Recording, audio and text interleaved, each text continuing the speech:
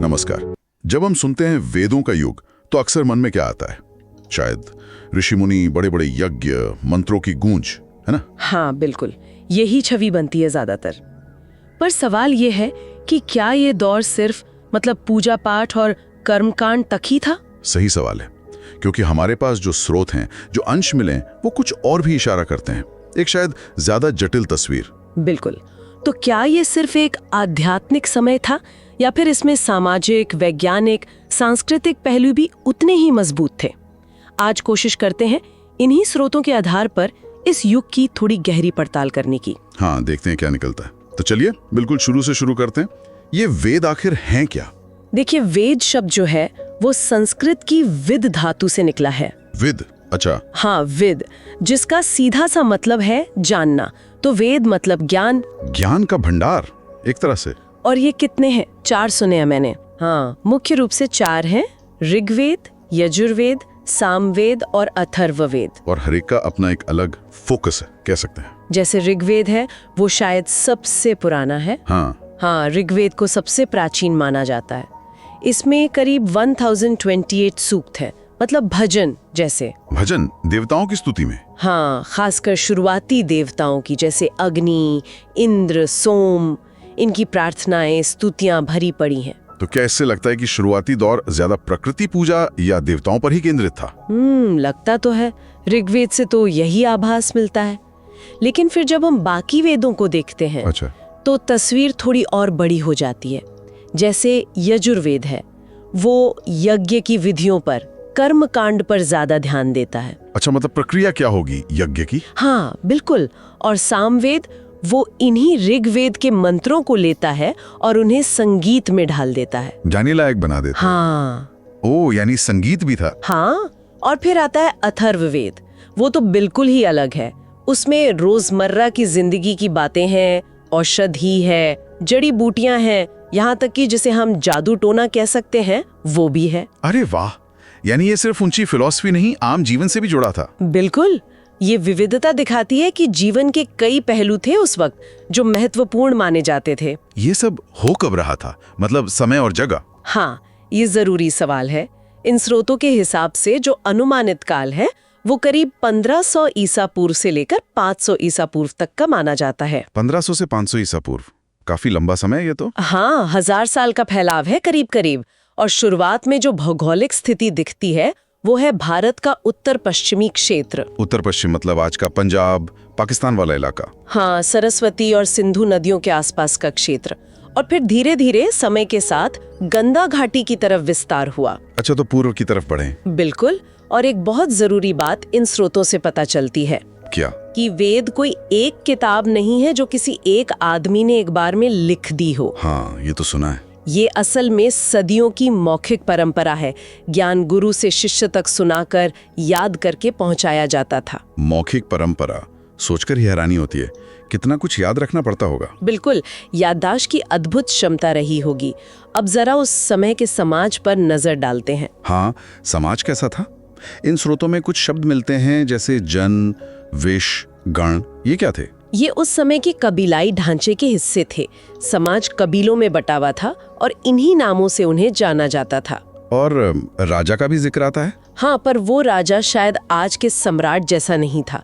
ज्यादातर वो कबीले का मुखिया या सरदार होता था। अच्छा, कबीले का नेता। हाँ, और दिलचस्प बात यह है कि फैसले लेने के लिए कुछ संस्थाएं भी थीं, जैसे सभा और समिति। सभा और समिति, ये क्या करती थी? माना जाता है कि सभा शायद बुजुर्गों या अनुभवी लोगों की परिषद होती थी और समिति में आम लोग शामिल होते थे। यानी सिर्फ राजा का हुक्म नहीं चलता था, कुछ तरह की सलाह मशवरा, सामूहिक निर्णय की व्यवस्था थी। ऐसा लगता है। ये उस समय के हिसाब से कह सकते हैं कुछ लोकतांत्रिक या गणतांत्रिक पहलुओं की तरफ इशारा करता है। ये तो बड़ी बात है उस जमाने के लिए। बिल्कुल। और एक और चौंकाने वाली बात, बताइए। महिलाओं की स्थिति। इन स्रोतों में लोपामुद्रा, घोषा, विश्ववारा जैसी महिलाओं का जिक्र है। हाँ, नाम सुने हैं। ये कौन थी? ये विदुषी थीं, ऋषि थीं। इन्होंने ऋचाएं रची, मतलब वेदों के मंत्र लिखे। और तो और ये यज्ञों में भी भाग लेती थीं। सच में ये उस आम धारणा से तो बहुत अलग है जो बाद के समय के बारे में बन गई है। हाँ, ये स्रोत एक अलग तस्वीर दिखाते हैं उस शुरुआती दौर की। अब जरा देखें कि लोग जीते कैसे थे, उनका रोजगार क्या था। हाँ, अर्थव्यवस्था और रोजमर्रा की जिंदगी। तो देखिए, मुख्य आधार तो खेती था और पशुपालन। पशुपालन, गाय का जिक्र बहुत आता है शायद। हाँ, गाय का बहुत महत्व था। उसे गोधन कहा जाता था, मतलब गाय ही संपत्ति थी। अच्छा, और खेती में क्या उगाते थे? जौ, गेहूं जैसी फसलें थीं। दूध, दही, घी भोजन का अहम हिस्सा थे। और क्या करते थे लोग? युद्ध वगैरह? हाँ, युद्ध भी होते थे कबीलों में और थोड़ा बहुत व्यापार भी था। इन स्रोतों के हिसाब से ये कांस्य युग था। कांस्य युग। लोहे का जिक्र नहीं है? इन शुरुआती विवरणों में लोहे का स्पष्ट उल्लेख नहीं मिलता है। रथों का इस्तेमाल करते थे। रथ और कपड़े? कपड़े ऊन और कपास के पहनते थे। ठीक है, तो ये हो गई रोजमर्रा की जिंदगी। और धार्मिक जीवन में तो यज्ञ और हवन ही मुख्य थे। हाँ, यज्ञ और हवन केंद्र में थे। देवता भी थे, अग्नि, इंद्र, सोम, सूर्य, वायु। प्रकृति की शक्तियों को देवता मानकर पूजा जाता था। लेकिन जैसा हमने शुरू में कहा था, क्या ये सब यहीं तक था या धर्म से आगे भी कुछ था? यही बात और गहरी होती है।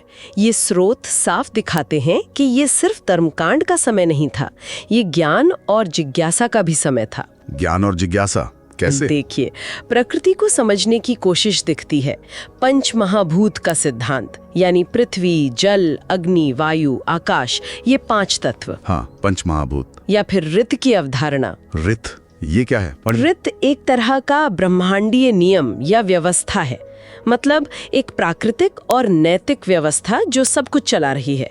सूरज का उगना, मौसम का बदलना, ये सब ऋत के अधीन है। वाह, ये तो काफी गहरा विचार है।